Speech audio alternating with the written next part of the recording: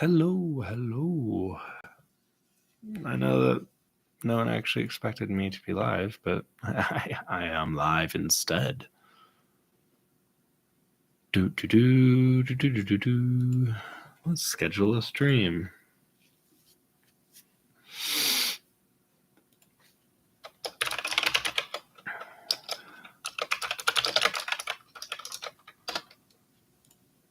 We're on YouTube. Did you know that? Because I found out I was on YouTube. Turns out. When is your stream starting? Now. I'm Pacific. Why is it not adjust to my time? That's an hour earlier. So I'm about to, yeah. Right.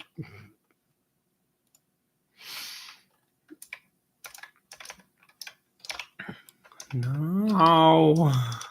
I'm so bad at typing. Is that true? Or am I just bad at being a dweeb? Nah, I think I'm pretty good at being a dweeb. All right. Set up launch party. It is enabled. Kapow. Banner image. Oh. That one.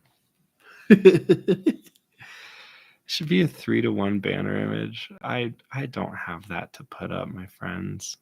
Let me live.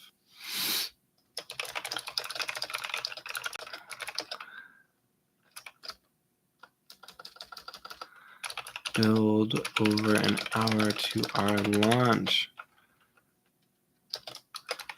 See you soon, Pocketopia.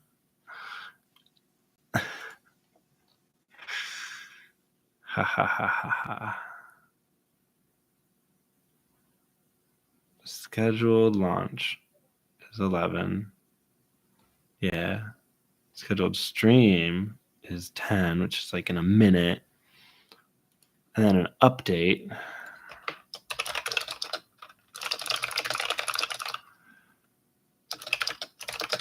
Launch party.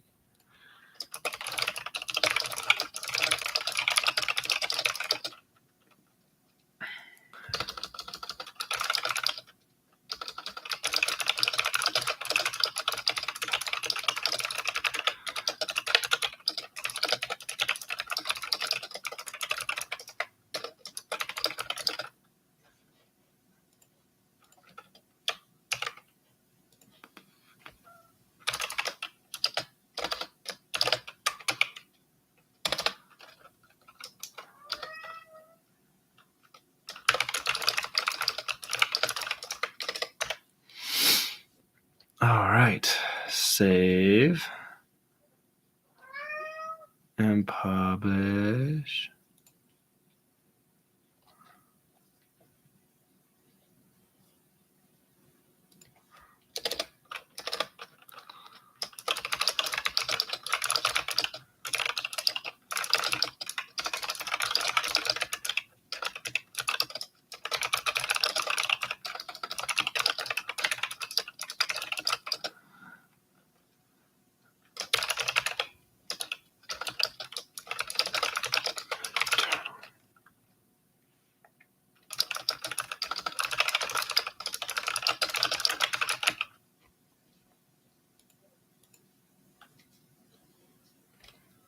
Publish. This will be annoying for no one. Everyone wants to hang out with me now. What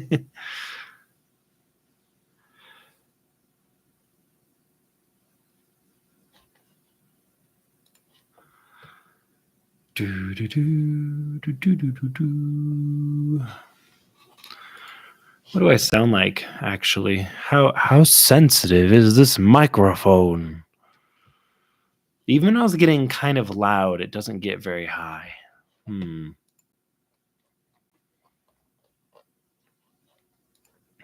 Let's see. Refresh the page. Are we in launch party mode? Oh, we sure are. I'm going to do the word and play me back to me. Oh,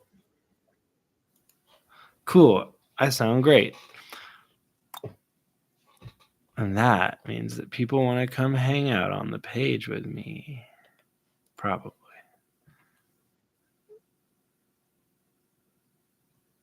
Oh, I wonder how the launch party page actually works. I have it open, but now I'm like, wait a minute. Did I send people to the wrong location? uh, it's probably fine. I hope some of you are coming to hang out. Da da da da da da da.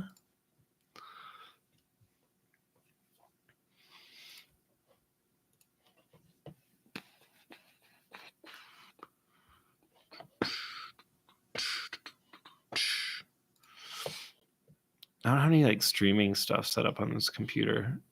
So I'm like, I don't actually have a way to have guests unless they were physically in the room with me. And Vidita and Elliot are not. So my partner projects are avoiding me because they hate me. That's not true. They love me. They're very wonderful and sweet people. Let's see.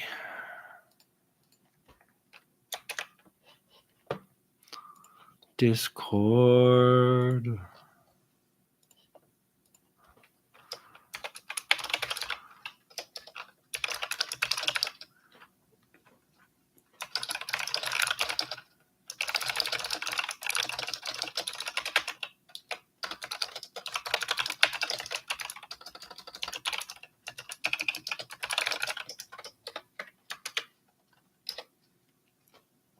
When Discord's like, are you sure that you want to tag everyone? And I'm like, yeah, I do. Love tagging everyone in things. Don't see any reason why I shouldn't. How will they stop me? Ooh. Where are my folks at? Normally, when I go live, there's people who come running. But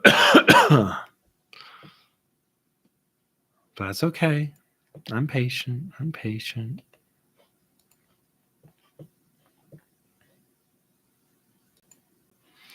I'm so patient.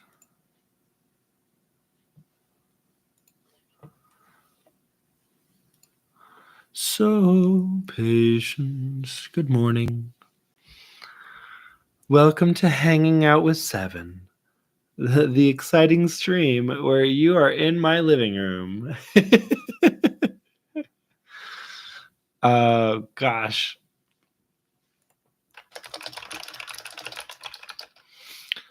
How is your morning, dear friend?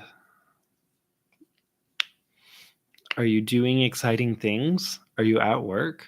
Because I'm sitting in my living room. Because my work computer has died.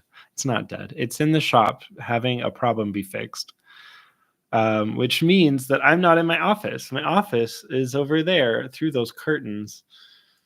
But that's not for me today. Instead, you get to see the rest of the places I live in. Uh-oh. Don't go yawning. I'm going to fall asleep.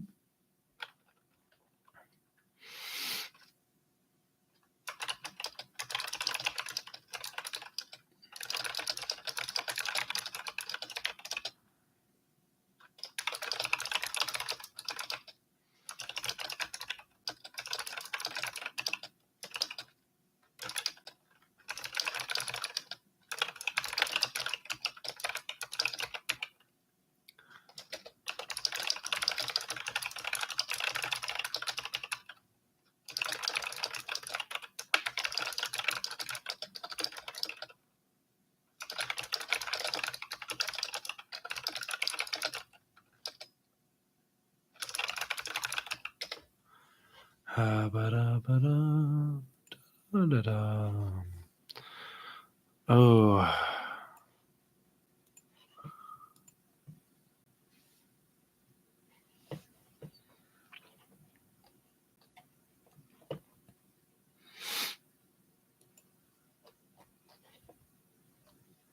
I think that there's time for me to add exciting things. What do I want to add? I want there to be fun things for people to get. And I don't know what it Hey, stop it, launch party. You can't just play. It's terrible. Let's see. People can buy extra games. That's true. Let's say that 75 did that. It's not that important. Hi, Michaela. Good morning. How are you today? I'm debating what extra things I should add to the campaign right before it launches, because that's a great way to build your campaign. Wait until 30 minutes before you launch and see if there's an extra tier you want to throw on there. Oh, goodness gracious.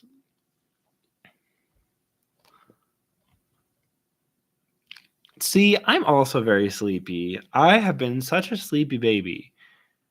It has been ridiculous.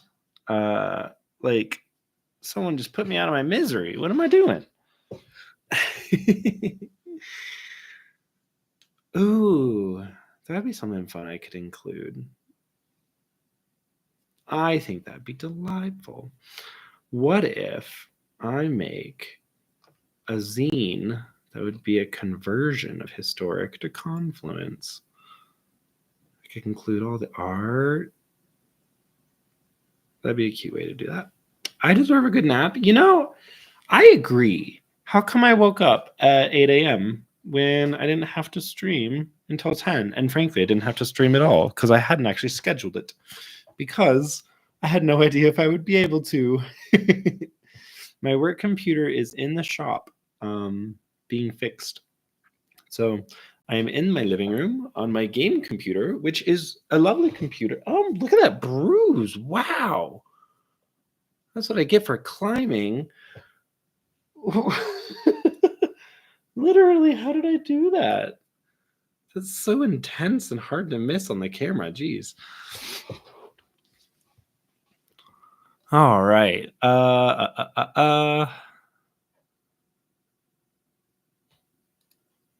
Do you? Oh yeah, I'm fine. I'm fine. I'm always hard on myself when I climb. Usually it's my knees that get scuffed up, or my like calves that get bruised. This doesn't even hurt. Like I'm touching it. It just has quite a little color to it. I'm trying to imagine how this part of my arm got hurt while climbing. That's very weird. But yeah, this is my living room. You can see right there's a Nintendo Switch. That's actually my roommate's, but mine's in my room and sometimes it goes there. And that's a really big TV for our living room. And this is the plushie from Yazeba's that my roommate got from getting the fancy Yazeba's bed and breakfast tier. My office is through these curtains over here. That's my roommate's desk. That's Noah's desk. And this chair right here, boop, belongs to Keith, who is my other roommate. So there's two desks side by side right here that you can almost see. But that's my living room. Also, you can see Tom over there screwing around with stuff. Morning. Hi. Tom, get back here. You can't disappear from the camera. You're what the people are here for. Tom, hi, handsome. He hears me. He's looking at me. Come here. Oh, here he comes. He's going to come around the couch. There he is. All right, you got to stay on camera, though. If you get off the camera, everyone will leave the stream. Tom, what did I just say? No. At least his tail's still visible. Oh, and now he's gone under my chair. I called him, and now he's like, what do you have for me? Do you have pets? Do you have treats? Oh, goodness gravy. This is like kind of funny, but and unrelated to historic in literally any way. But I do have my test copy, one of my 7 test copies for the Misery Tarot right here, which is pretty exciting. Um, it looks great. That's the card back. That's a spoiler. People haven't seen that yet. It's so many cards. It's 100 cards. It's quite a chunk. Which of course, compared to like everything else I've made, where I've done like 100 or 200 card Alleyman things, maybe this isn't as exciting. But to me, I'm like, wow, that's such a big deck. I'm like, what can I just show you? Yeah, poor Enoch. Poor Enoch. Look, it's the rot fields. It looks so fun in person. The deck is so neat. Because the art is so dark that a lot of the details that you saw digitally just kind of like are really, really hard to notice in print, which I think is exciting because it makes them so moody. Like the weaving, so pretty. One of my favorites, just because of how stark it is, and it looks so good in print, is of course the Temple Factory. It's just so stark and intense.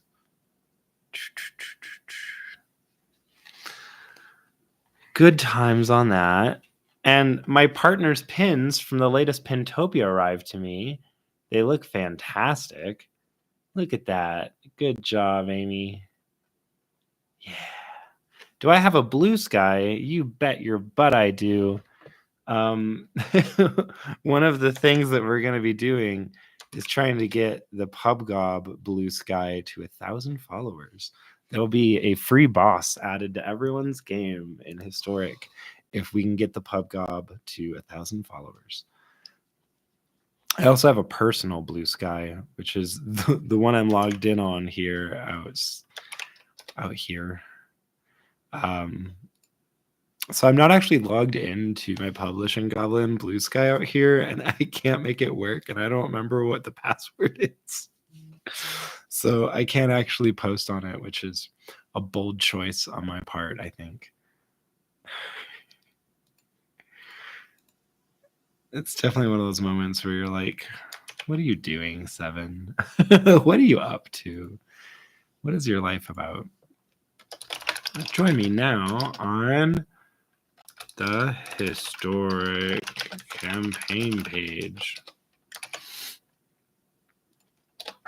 I'm live, chatting from my living room.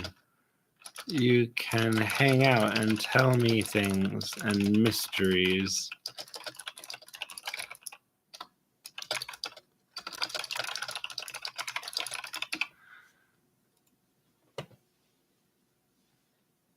Haha. Oh yeah, the thing I said I was doing.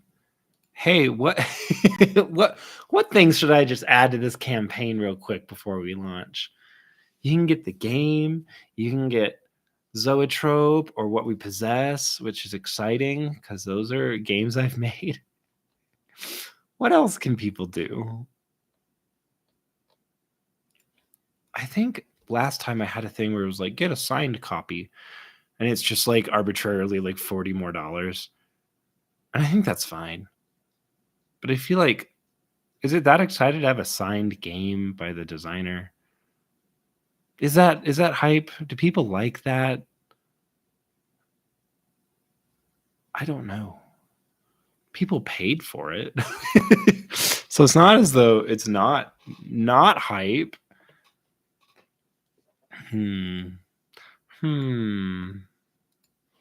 Let's see. Pledge level. $1 million. Get it signed. Gorsh. That's so much money. I feel so bad about asking for money from people.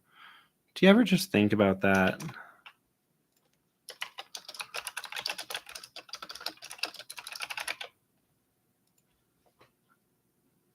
Like, why can't people just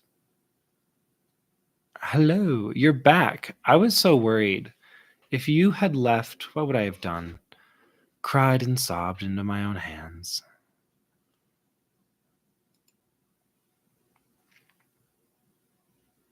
That seems right.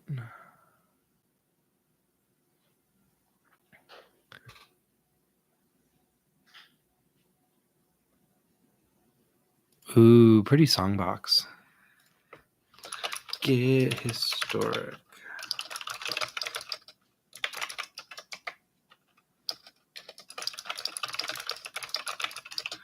A Kingsgrave blanket.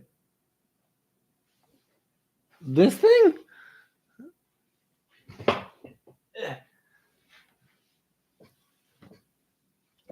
Oh no. Hold on. I've done a bad job. It unfolds. Am I helping at all?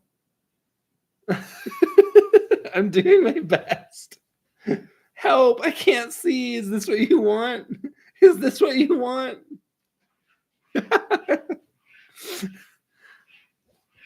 We have a lot of blankets on the couch on account of we have cats, and they will ruin our couch anywhere it's exposed. You can see like the very edge, that purple, that's actually like the futon. And right there at the edge, you can see like all the strings hanging because our cats keep attacking it. So we have to keep like draping just blankets over every part, or the cats will destroy it. And that's why I never got a super cool fancy chair in my room like I wanted, because I knew this one would destroy it. He's untrustworthy. Don't be fooled by his cute Dorito exterior. He's a menace to society. But so handsome also.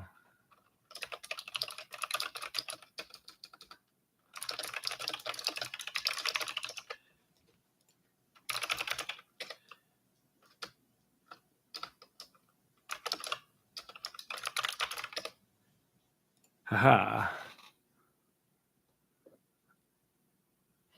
He has to get called out because he's a rude young man, and he doesn't do crimes. That's our other cat, but he bit me this morning, but it was cute and playful. It didn't hurt. Okay, maybe he doesn't do crimes. The only crimes he does are in his litter box. And it's not even the poop. He just gets litter everywhere. He's so bad about it. But that's okay.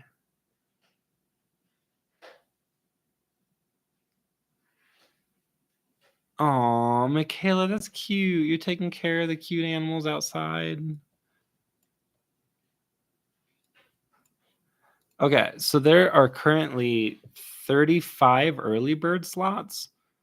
I guess there's 30 left because Patreon patrons get day zero access, and 5 people went and got some early birds. But still a bunch of left. Oh no, there's 35 left. There were 40 total. I know how to do accounting. Accounting, not accounting. I'm actually so bad at accounting. All right, what's more things that people want? I bet you guys love objects. What if, hear me out, I gave you objects. I thought that would be incredible.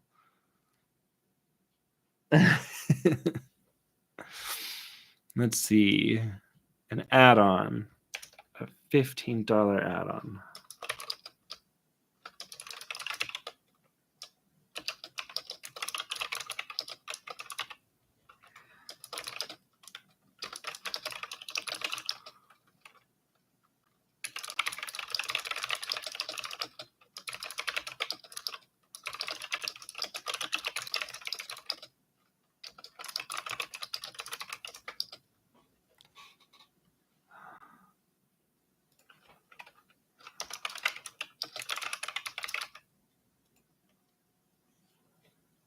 Included items. Historic Confluence zine. Who doesn't want that? Everyone wants that. And if you don't, you're lying. What's a thing I can click?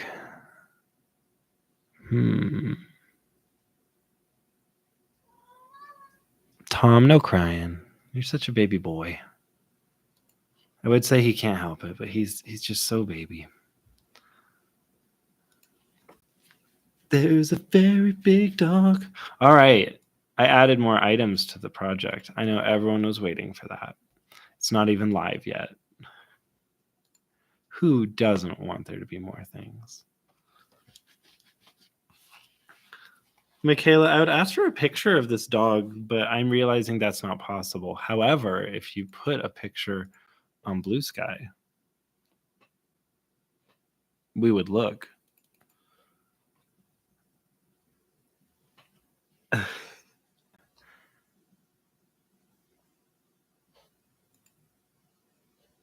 Whoa. There's a number of you adding me. This is exciting. I'll follow you. I'll follow you. I'll follow you. What are we doing, friends?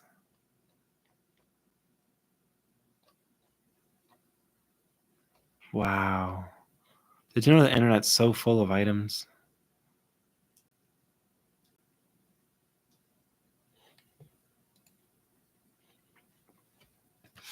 So, we are approaching 30 minutes until launch. I have to say, Historic, pretty cool game. Pretty cool. Lovely art. I did not expect there to be like 450. Is that? Hold on. Let me not make up numbers. 438 followers on this, because it's like, I don't know. I don't know that I have a super big reach for game projects. It's just kind of neat. That's all. I'm very excited about Historic. It's based on my game Zoetrope. I should grab that. That's a good point. Hold on.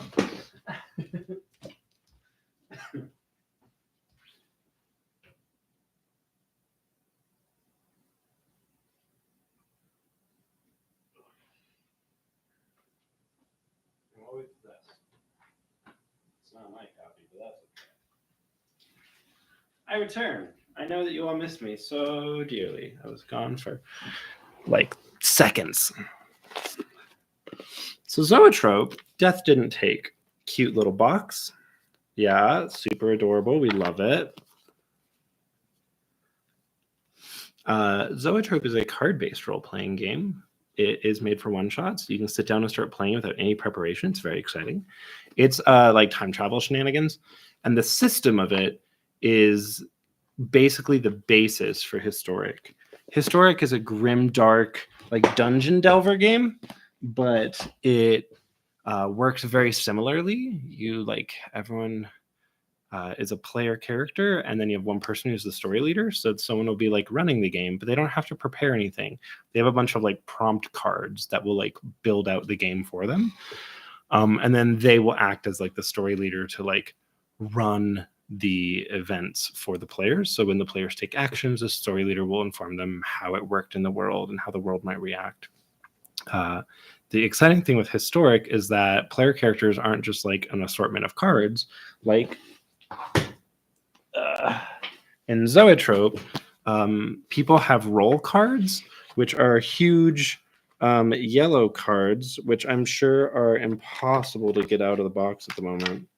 I am realizing. But role cards give you just like one ability and some art, but it has no actual like specific unique stuff going on. Whereas in Historic, player characters will be playing as specific like classes, and each one has their own deck of cards that are all like unique cards that do special things. So I'm really excited about the idea of like a fantasy version of Zoetrope where it has classes in it. Michaela, the dog was scary. The dog was not friendly. Oh no. But did you take a picture? I'm sad that the dog is not friendly, but also did picture. I just want to know what dog looked like. Can you get a picture through the window? uh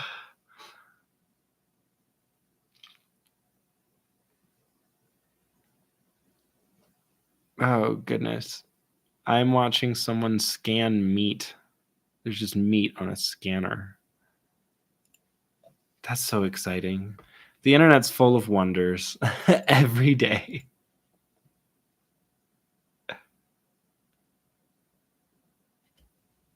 That's okay. My necessity of seeing this dog is actually not that high that you have to like go risk life and limb to do it. But my necessity for seeing this dog is high enough that I would love to see this dog. Tom. Tom. I can't believe how quickly he got bored and abandoned me. So let's take bets. I think that that's the best way to do this. Let's take bets. How quickly will this project fund? And why will it be $10 million? I also just looked at the actual launch page and see that there are 120 people there. So hello, everyone who's there. YouTube's like, there's only 3 people on YouTube, and I'm like, that makes sense.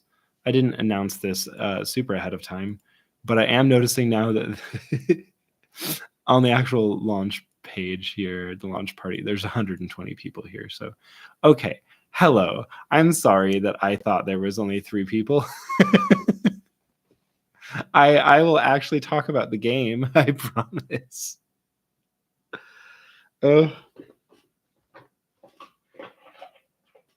I was talking a little bit about Zoetrope. This is actually the expansion, but because I've fused the expansion with the core game of Zoetrope, I have a bunch of cards in here. Here we go. I actually found one immediately.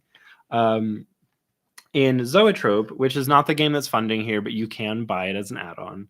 Zoetrope, each player gets a role card that looks like this. It has a name, it has some art, and those just kind of give you some flavor for your character. Otherwise, it has right here, this section, there are like 4 numbers here. And these 4 numbers are the number of cards that you get. So there is an ability at the bottom that makes this role unique from other roles. But the main thing that roles do is tell you like how many action, time, gear, and weapon cards you have, and that kind of helps make your character unique. Zoetrope is really good at what it does. People don't need super unique characters, but in Historic, I'm really excited about the fact that the game's characters are specific classes that have very unique abilities. So you will see when the campaign goes live in 30 minutes exactly that you will have 6 specific like classes, and each one of the classes has 2 different paths. So if you play the Maker of Hands, who is a character that I keep showing the art for everywhere, the Maker of Hands is a character who smiths spiritual hands, like magical hands that float around them. They have no hands of their own. Their arms are crossed and they have no hands. And the smithed hands have different abilities that they can do. As you might expect, you might be able to fight with them. If you have a bunch of floating hands, you can like do a bunch of punching. There are 2 different paths that you can do when you're playing the Maker of Hands. And before you start the game, you have like a card that's like, these are the 2 path options. Do you want to play the hand, which is where you are more of a like fighting hand-to-hand combat character who uses all your magical hands for that? If so, you'll take out certain cards from your deck that are not for that archetype, and then you'll play with the rest. Or do you want to be the Eye, which is the other path for the Maker of Hands? And the Eye is more of a support character whose hands have like magical abilities to benefit allies, push enemies away, and do like more magical supportive stuff.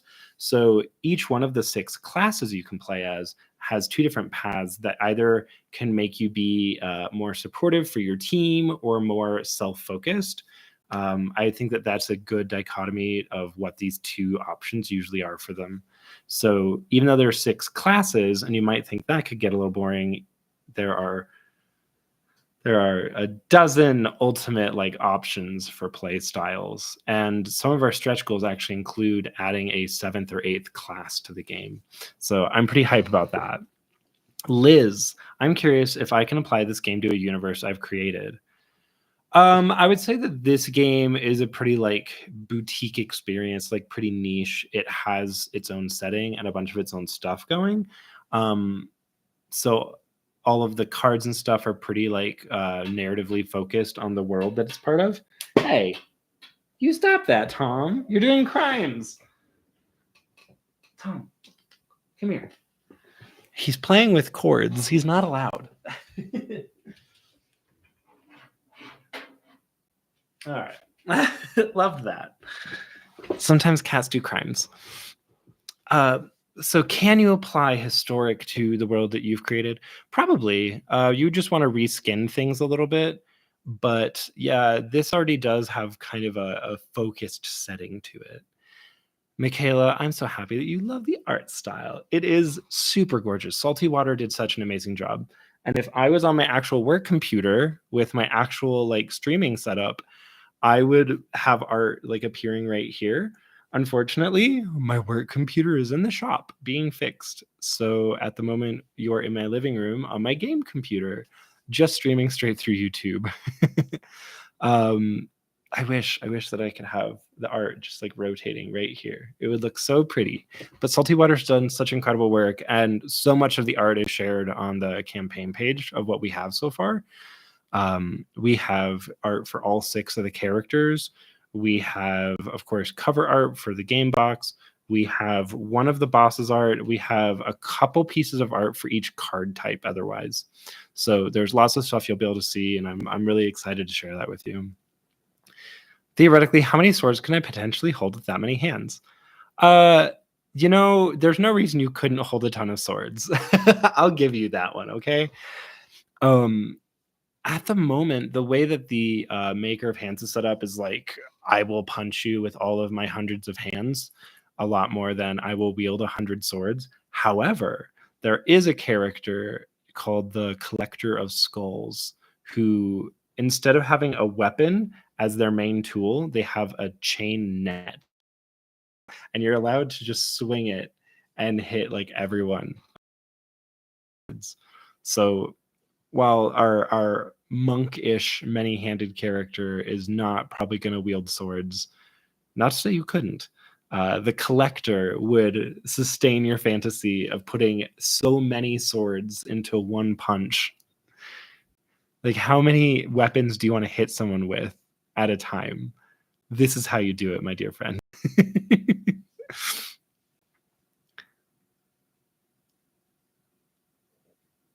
Whoa, Liz. So Liz asked earlier if historic, the game we're crowdfunding today in 24 minutes, if it could be applied to another world that Liz had made. And Liz says it is a sci-fi merfolk world with hard leaning into using actual animals in design. Liz, I will say like the historic characters are all animal based. So we've got like a rabbit and rats and a hare and a mole. And so, yeah, you could totally just be like, lean it toward animals. That works. And also, since the game is all about like dungeon delving and going like deeper and deeper, that works really, really cool with a like underwater world. Just say it's all underwater and done. You have like ancient ruins deep under the water in these caves. That would be so neat. I fully support this. And one of those things that I do every time I make a game is I think, what would the expansion be? And I think it'd be so cool to include delves, like a whole delve deck of cards that explore underwater biomes, because that would be really fun. And I could like throw in a couple underwatery boys. We need a couple characters that are underwater boys. Actually, our 7th and 8th characters, which are stretch goals, they don't have character like visual design. They don't have art design yet. So there's no reason that they couldn't be like underwater animals. Liz, what animals do you want? I'll make this just for you. Tell me. We love actual animals and design. The grand irony, I think, for me is that Historic was not meant to be a furry game. I was working with an artist who draws a lot of Skaven, which are rat folk from Warhammer. And I was like, I love your style. I really love the style in your Skaven pieces. Can we use that style for the game?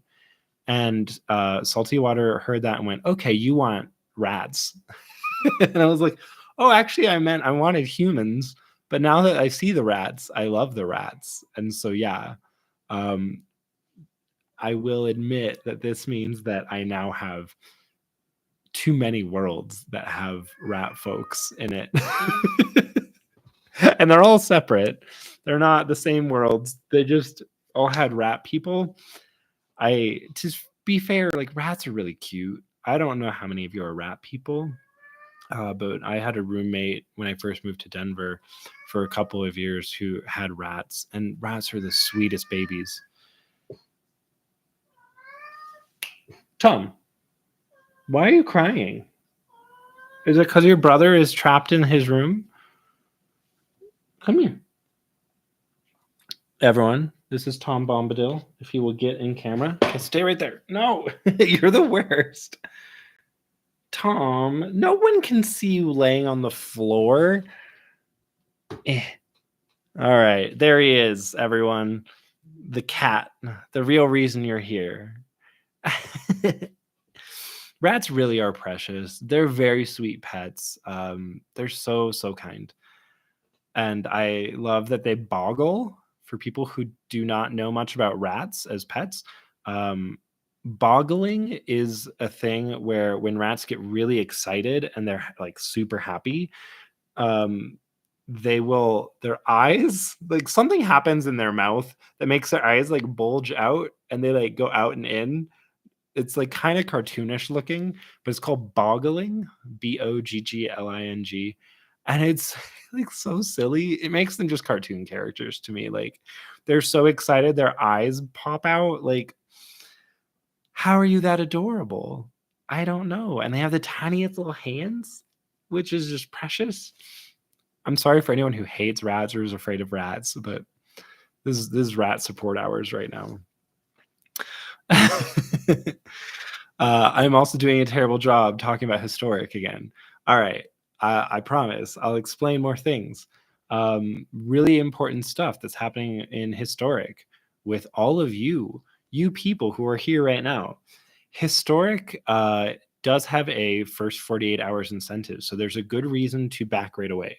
Number one, there are 40 early bird. Is that true? There's like 35 or 40 early bird tiers left open. I like how I'm saying left. We haven't even launched. Ooh, don't play my own video at me. So Historic is $35, but there is an early bird that has 15 slots for Historic that is $25. There's also an early bird, the Card Run TTRPGs tier, which is $110 and gets you Zoetrope and the expansion, which is time travel role playing done on cards, and it's the system that Historic is based on. It also gets you What We Possess, which is a ghostly storytelling game that runs on cards. It's not quite the same as these two games. It's a lot more of a freeform storytelling game. You can still act and role play a little bit, but that's not quite as much the point. It's more of like a finite mystery game where you're a ghost and you're trying to solve a mystery in the space you're in. And of course, you'd get Historic. And that is $110 for the early bird tier. Without the early bird, it's $130. It gets you all of them. In addition to What We Possess, it actually gets you 3 mini expansions for the game, which are just in black envelopes, and they add genres to the game. So there's one that's like sci-fi horror. There's one that's like Five Nights at Freddy's Pizzeria children horror. And the other one is camping horror. So it just adds cards that would let you play those kinds of games. Historic does not have an expansion. The other ones launched with expansions. Historic, unless it does incredibly well on this campaign, which it could, then I would consider working an expansion to go with it. But also maybe I would just add stuff to the game instead of making expansion. There is also a 48-hour pledge incentive. So if you back in the first 48 hours, you will get an extra set of cards for the game that is kind of a Backerkit exclusive. Once the 48 hours is done, that pack of extra cards will be available for purchase. But if you back in the first 48 hours, you will get it for free. The reason that that is exciting is that you are getting a bunch of new cards. You're getting some new relics, some new delve cards, just some new cards of all kinds, really. But you're also getting a boss card that is only going to be available through this like Backerkit exclusive pack. The boss is the Pale Gatherer, and we actually have art of it on the campaign page that you'll see when we go live. Salty Water did this. It was the last thing that Salty Water has done, and it looks super great. It is a horrible like centipede made out of ruins that is collecting like gold and treasure, and it has cultists that are actually just its limbs. It's pretty great, and I made it as a Backerkit specific boss because it is a little bit yellow and it collects things like crowdfunding. That was my concept behind it. I know, very, very exciting. However, because of the whole idea of it being like a collector, a crowdfunder, a crowd collector of things, it is going to be the boss that offers the most loot when you kill it. So if you want the most killable boss full of pinata goodies, you want to back Historic in the first 48 hours because you will get him for free. And the bosses are 5x7 pieces of art. The actual cards for the bosses will be like giant cards that are in the game. So that's really, really hype. They'll be like basically art prints. And then on the back will be all the information about how they work. So that's pretty cool. What other fun things can I tell you all about? I have no idea. Are you all ready for this to launch? Are you ready to not give me millions of dollars? That would be cool too. But are you ready to claim your games? Because I want you to have them, not just because it gives me money, but also because it gives me money. Oh, goodness gracious. Do people have any thoughts or questions? Anything they need to know in the 15 minutes before we launch?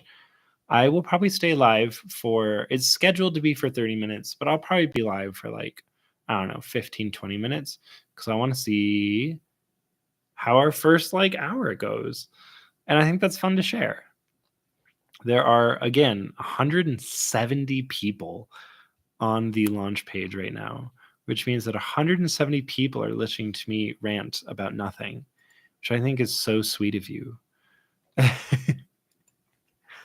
I don't go live on YouTube very often, but if you are here right now and you want to click the watch on YouTube button, you could go subscribe to the Publishing Goblin, or you can just hover over Publishing Goblin, hit subscribe, which should be fine.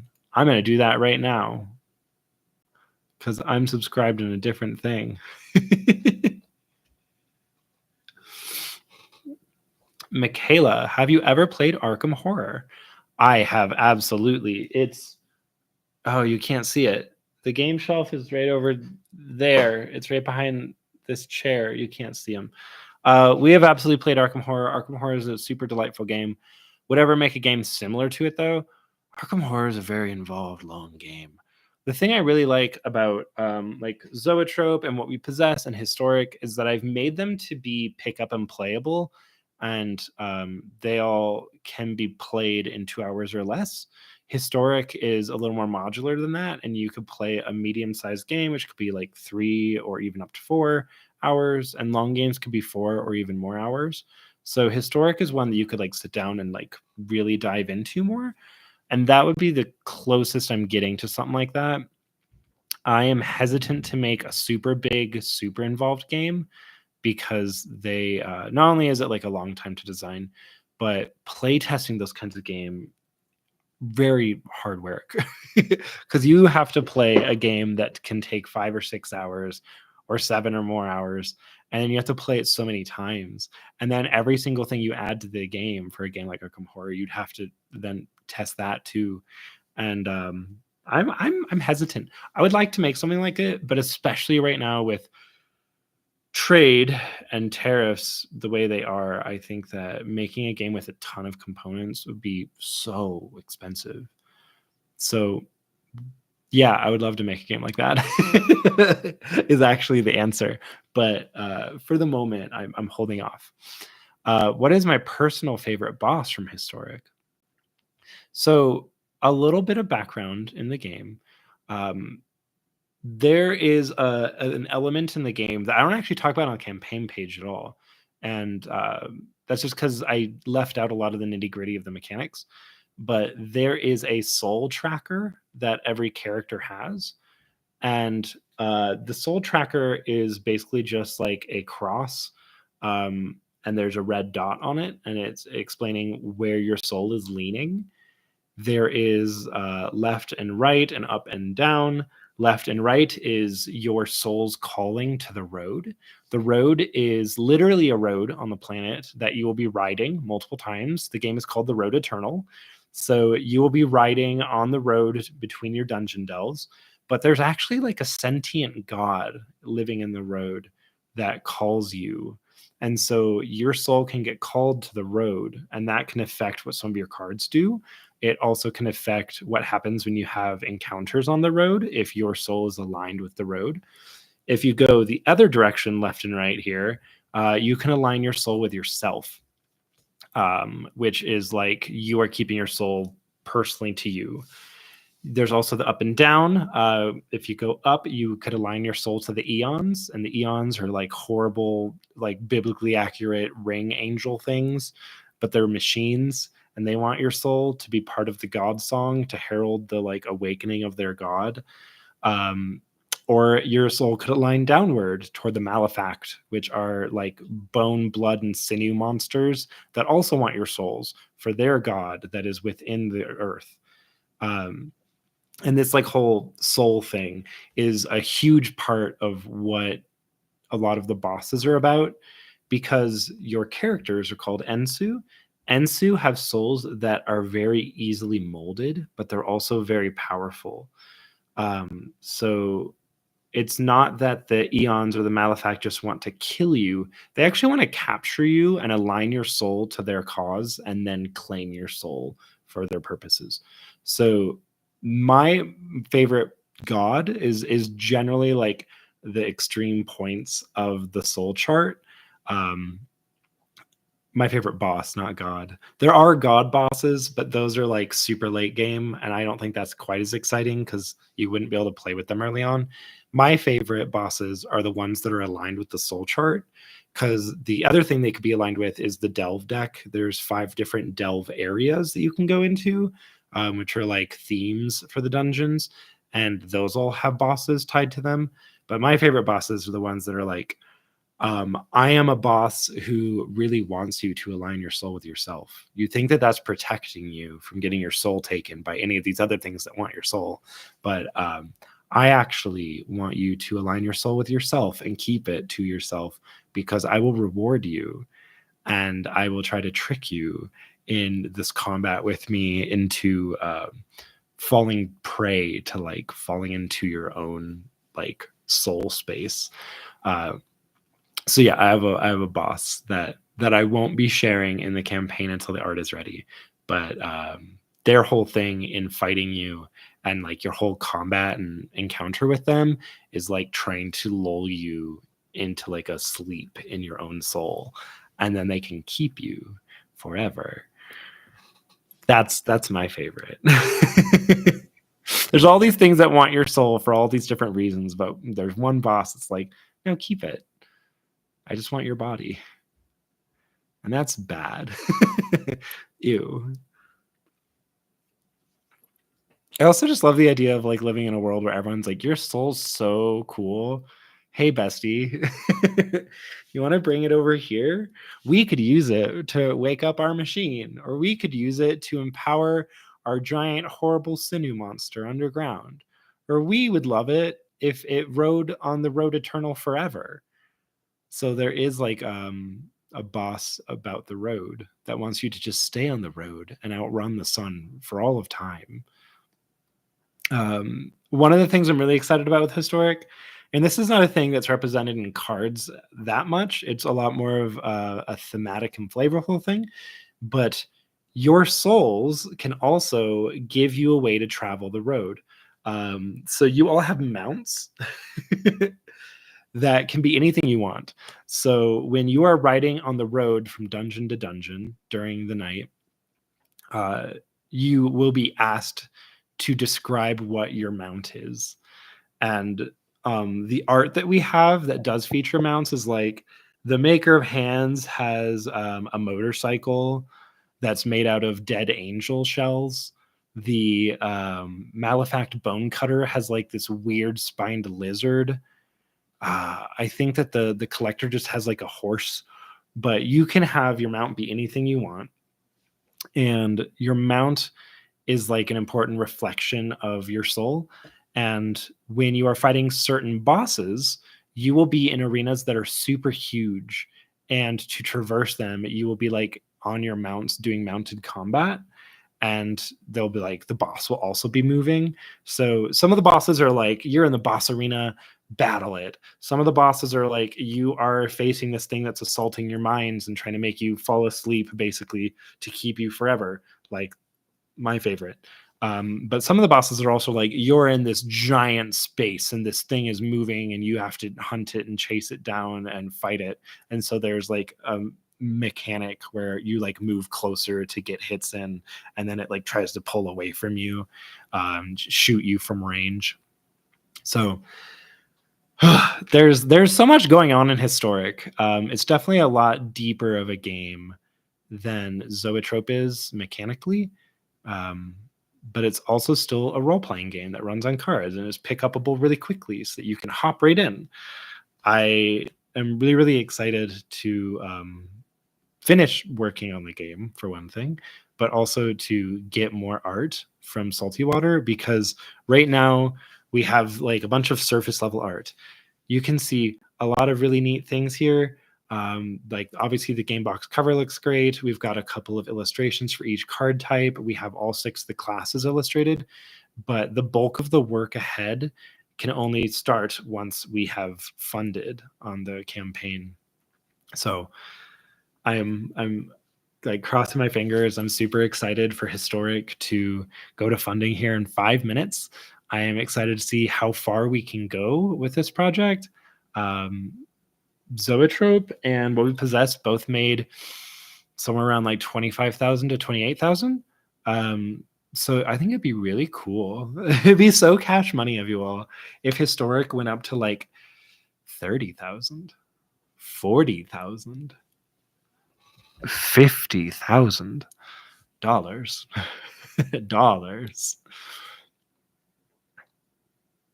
Ugh. I'm so nervous. We lunch in 4 minutes. What happens? What happens when 4 minutes are done? And you know what is something that I've been looking up and that I am now going to change? I was not going to ship to the EU, but I do have my connection now to go ahead and do that. So I'm going to remove my restrictions.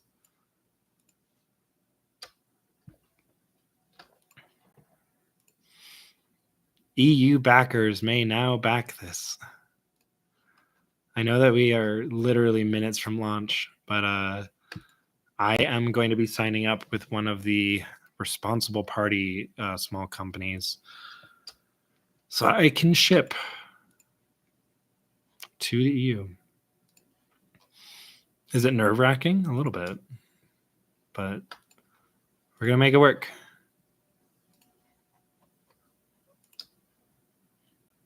Bam.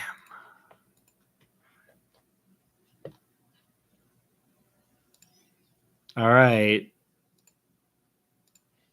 I've opened it up. We have 3 minutes. Anyone can pledge now. It's so exciting. Is there any last-minute things people want?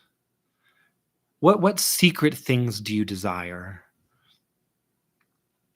I was thinking about what add-ons I could do, what extra pledge levels I could do. I added a signed copy pledge level just within this stream this last hour. The only thing I can think about right now is the pizza that's in the freezer that I want to eat for lunch. You ever thought about how silly that is? And hi, Lafia. I do love and adore you, and I love that you came to say hi. Did you see there's 196 people here right now? That's 196 people. That's too many. It's funny because I was only looking at the YouTube numbers, and it was like, you have 5 people. And I was like, well, that's cute. I love hanging out with just a few people. And then I went to the launch page and it's like, there are 200 people listening to you ramble and ask what you should do to build your campaign. And I was like, oh, that's fair. My bad.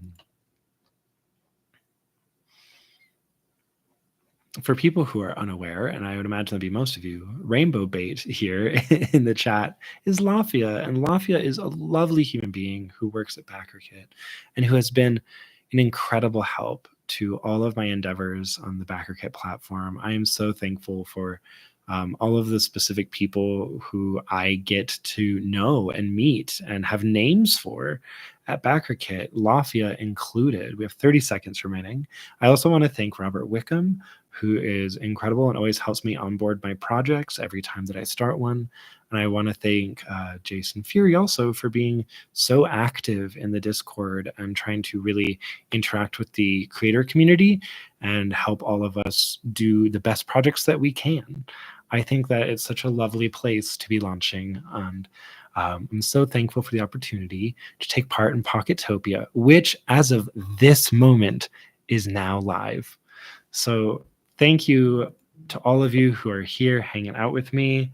But we are now live, and that means that I'm still streaming, which is fine.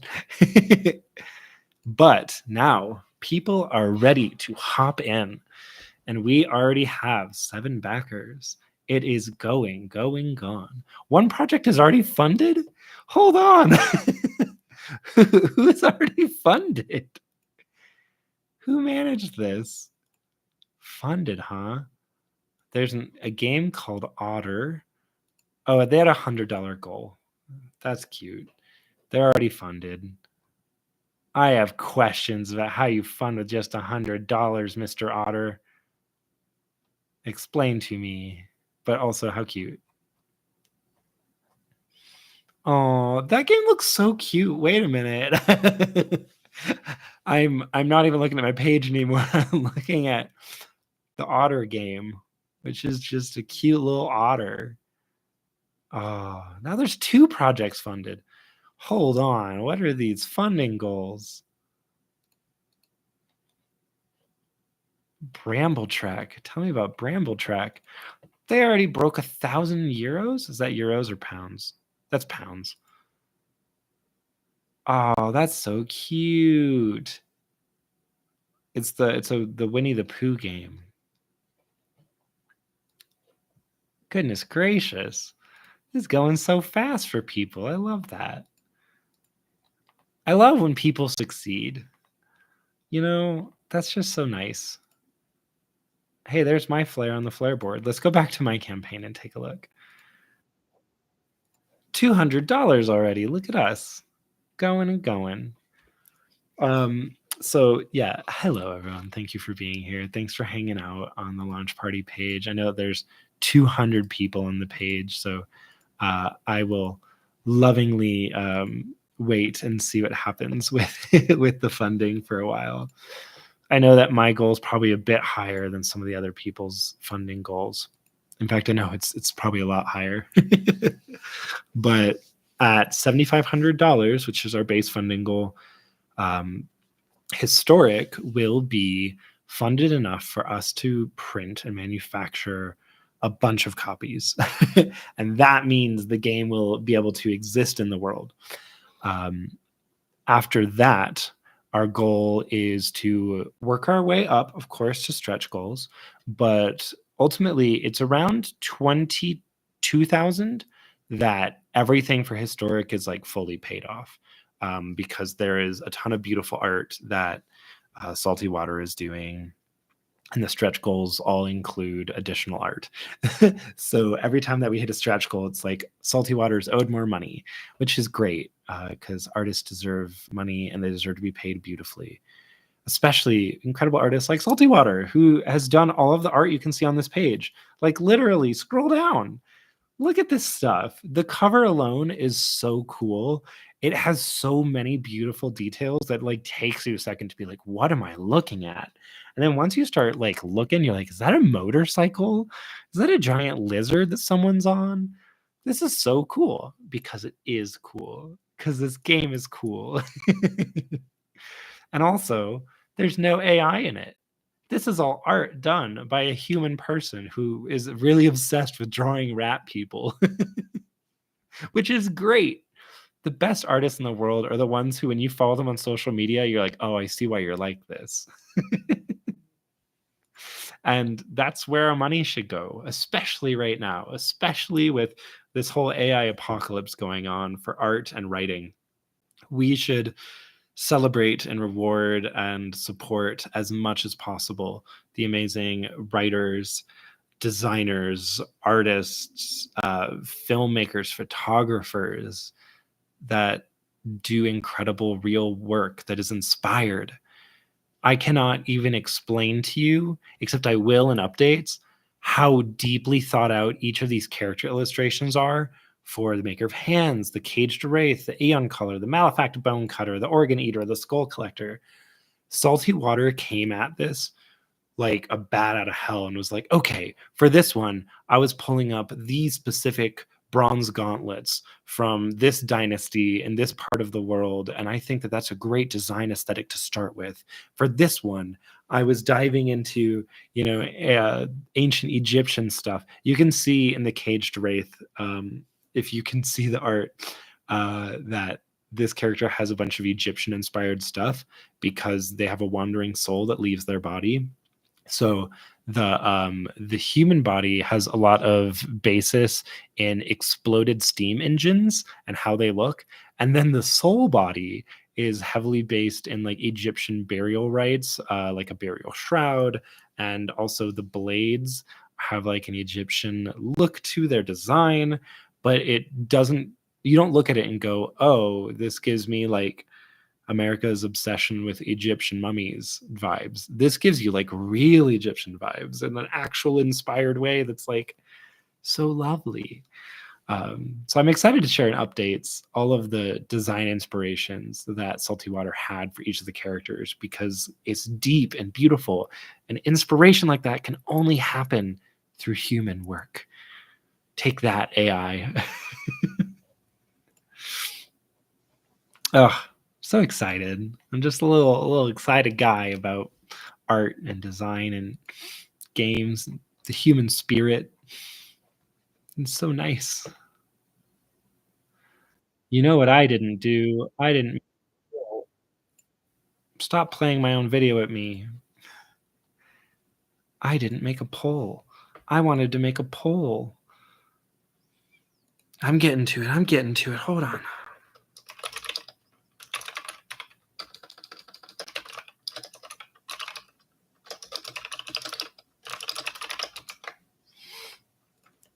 The Eon Color.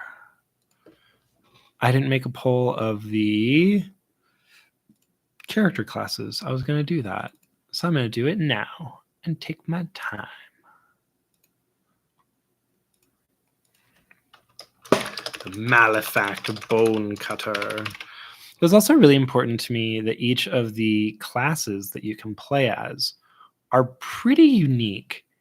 I know that some people might look at it and be like, well, this is like a fighter, or this is like a bard. And I'm like, not really. Like, the Maker of Hands has the option to go in kind of a monk-ish path where they're punching with their many spiritual hands, but it also has like magical effects that they can do with them. They're kind of a spellcaster who is a monk, which is cool. The Malefact Bone Cutter could be either a super tough rock made out of bone armor. They give up health to get a ton of armor to just reduce all damage they would take. Or they can use their blood and sinew and bones to make blades all over their body. And then there's a full glass cannon. And that's really cool. That's not like a class that can like be themed in one way or another. It's like a class that can just be two completely different things. The Maker of Hands, and the I know what my classes are. I was just bragging about how cool they are. The Caged Wraith. The Caged Wraith is so cool. It's kind of a rogue if you want it to be, but it's also a horrible ghost that's trying to get out of its body as much as possible and doing direct spiritual damage. So you kind of have just like an unconscious body on the floor that anyone could try to kill. So they're very high risk, high reward kind of class.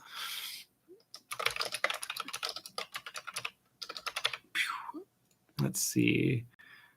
I'm really excited about the Organ Eater, who will be digging up bodies over the course of the game and eating organs, because that's their name. They can be like a horrible creature. They can be a horrible creature.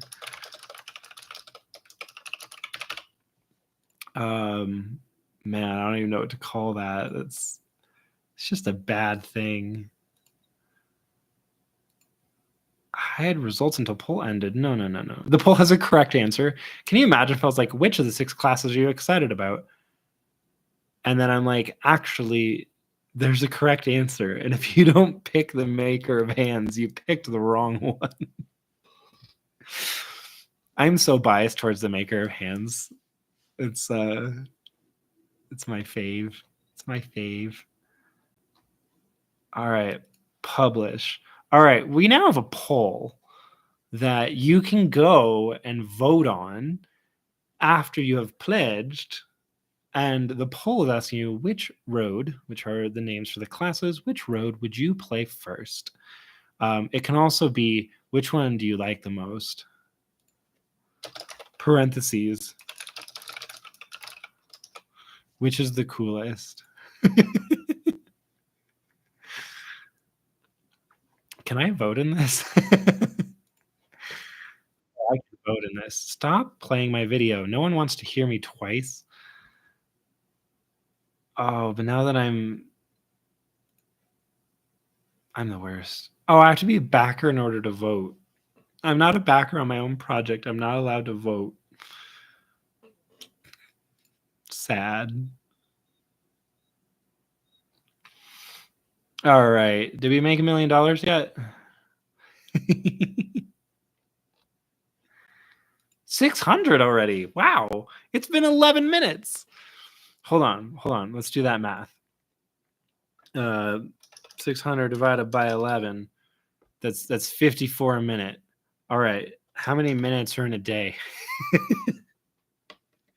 Wait, how many minutes are in a day? 60, 24, 240, 264. Okay. By the end of today, I expect $14,400. Except there's not 24 hours left today, so that didn't work. So there's almost just about half the day. All right, I divided it by 5. That wasn't correct. I was supposed to divide it in half. The reason is what it's telling me is that dollars per hour, dollars per minute, since that's what I calculated. I hope that was right. Someone should tell me if I did my math wrong. I should have funded by the end of today. By midnight today, we should be over $7,500. And if we're not, I'm calling. Oh, I don't know who I would call. I was gonna say I was gonna call the cops. I was like, let's never call cops. And I was like, well, I'll call the president. And I was like, no, I don't want to call the president. I'll call the president of Backerkit. I'll call the president of Pocketopia, which is Jason Fury. And if Jason Fury doesn't get me to $7,500, there will be a battle. I used to say things like, I think I'd just pick up my phone when I was spending time with people and be like, oh, it's the president, it's for you. But like, I don't think anyone wants to talk to the president right now. I don't know that I really ever want to talk to a president, but I especially don't at the moment.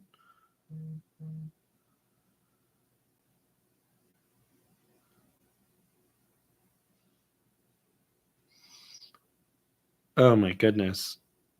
Did you know I just got so many emails? And most of it was about everyone's projects going live. Kimber, where have you been? My dear friend, you missed so many things I've said. It's been an hour and 16 minutes, and I don't know how to stop just saying things. Kimber, I need you to tell me right now what I should do, and also what I should add to the project.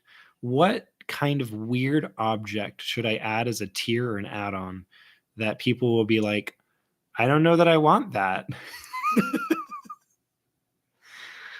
And yeah.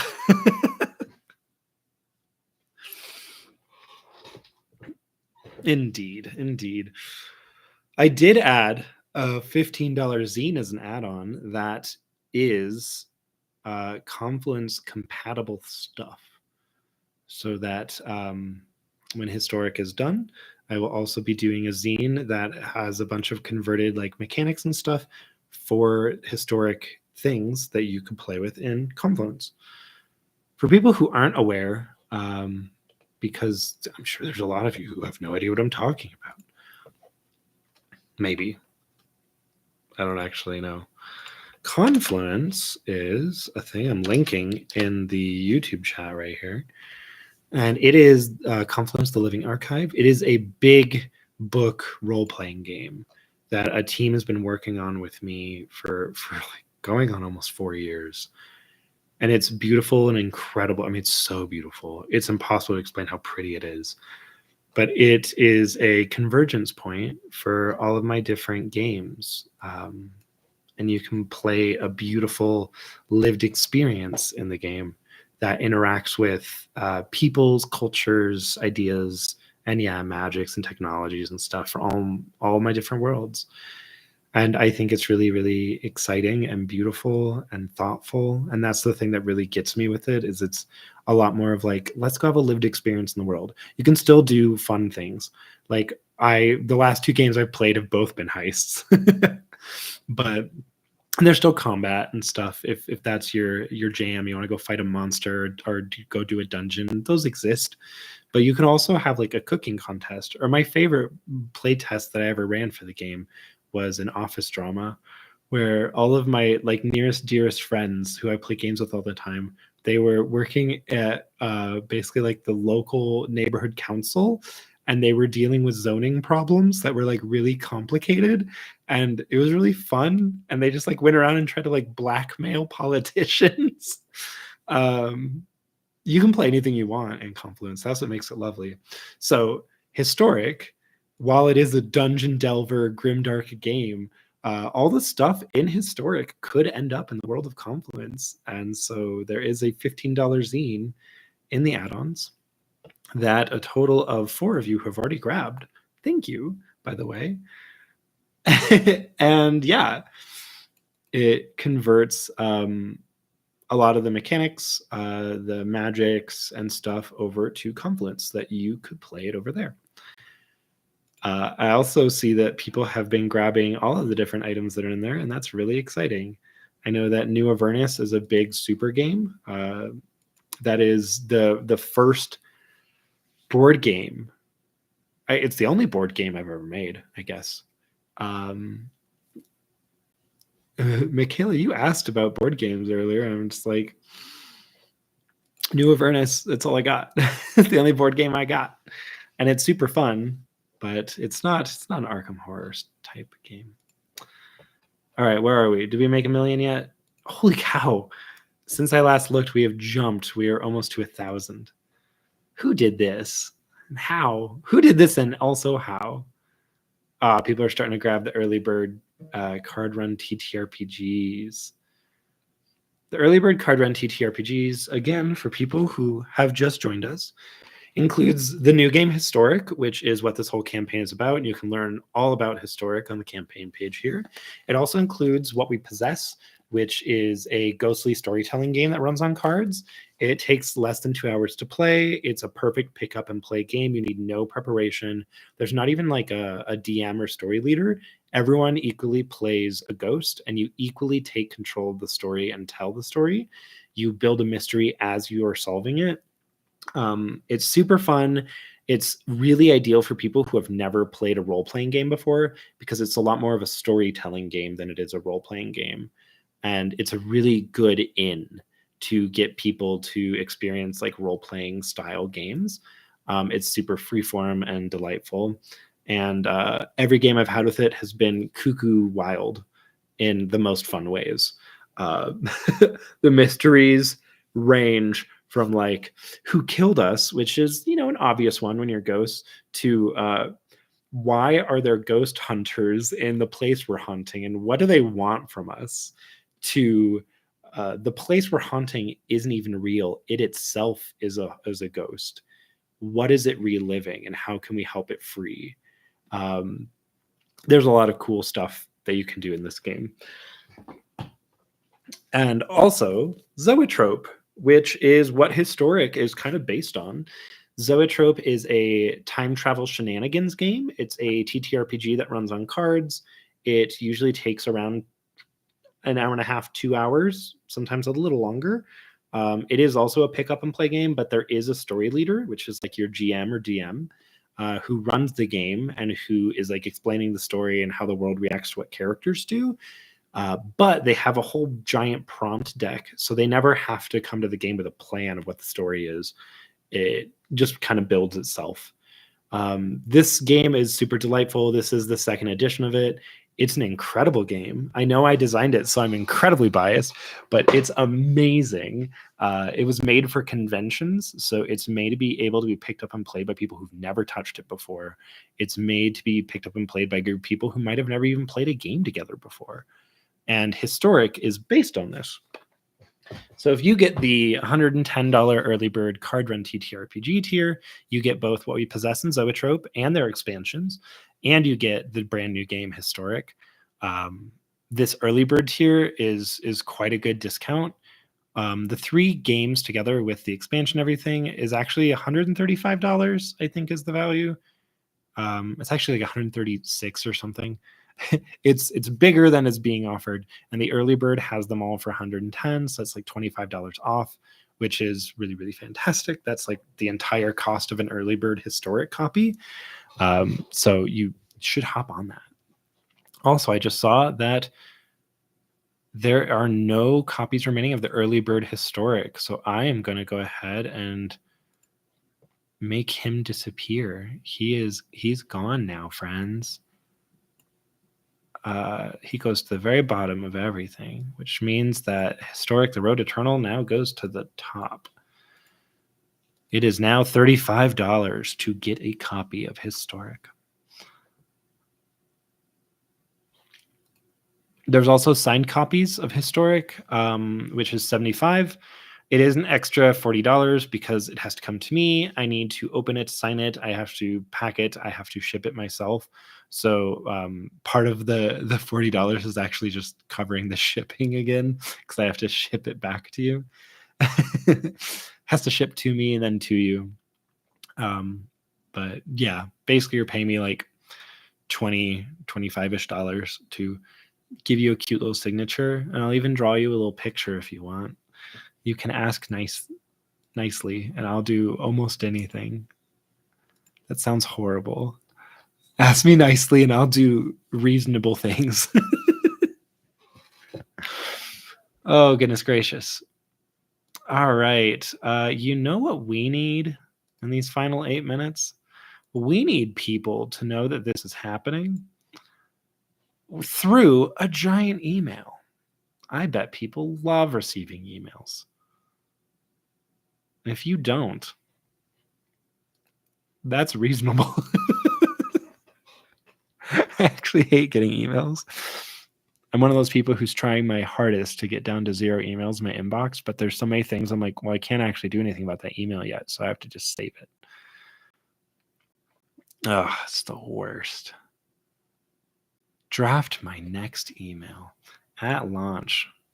Everyone needs to know the historic The Road Eternal is live now.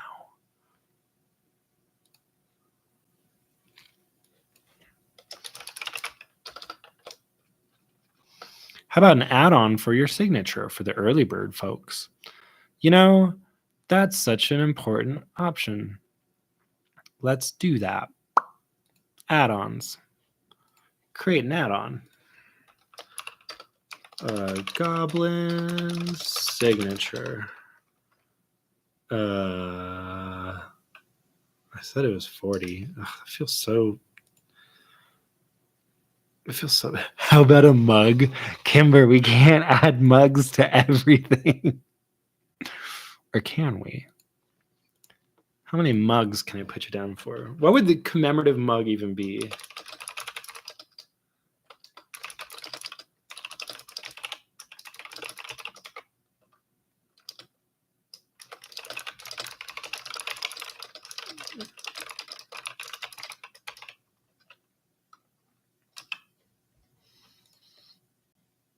A signature.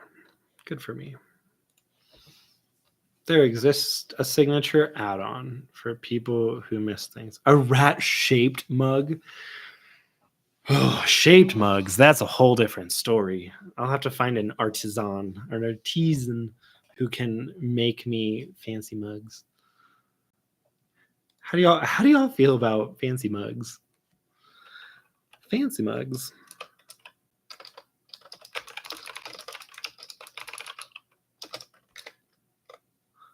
What did I do? What did I just click? What did it do that?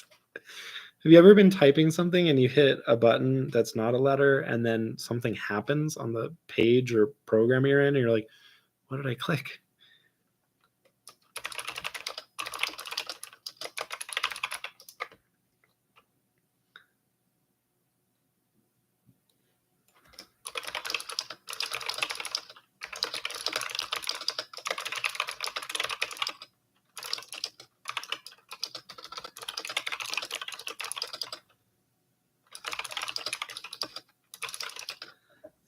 A mug that just says defeated an actual god and all I got was this mug. So the concept that I have is that there's 15 bosses in the game base, and these are an array of bosses that you can fight at different times, at different locations. They have different loot, they have different mechanics for how you fight them, so every time you fight a boss it's different.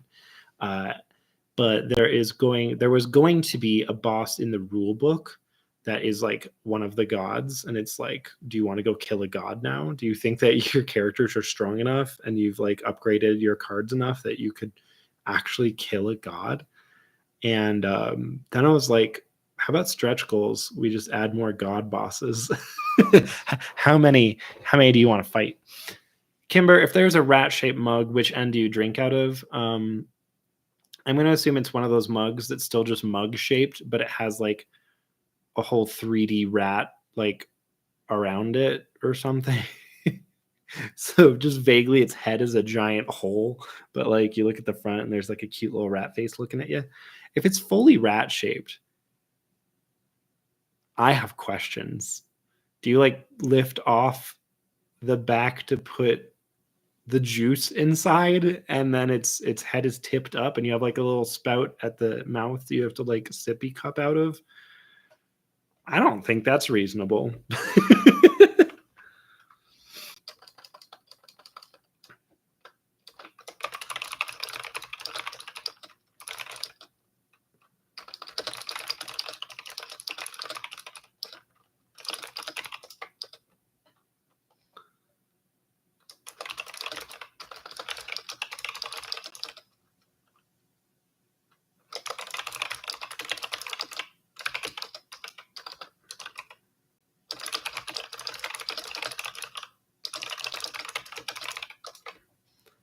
All right.